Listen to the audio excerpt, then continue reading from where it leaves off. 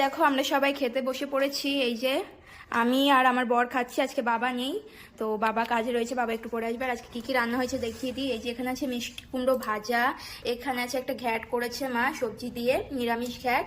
আর এই যে এখানে আছে স্যালাড আছে এখানে, আর এখানে আছে এই যে ডিমের তরকারি।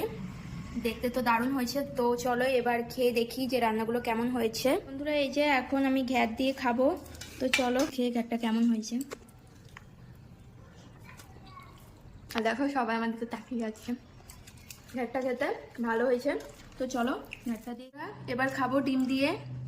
তো এই যে আর আজকে মা ডিমগুলো দেখো কত সুন্দর কেটে কেটে রান্না করেছে। তো চলো খেয়ে দেখি আজকে এগ কারিটা কেমন হয়েছে। প্রথমে ডিমটা খেয়ে দেখি।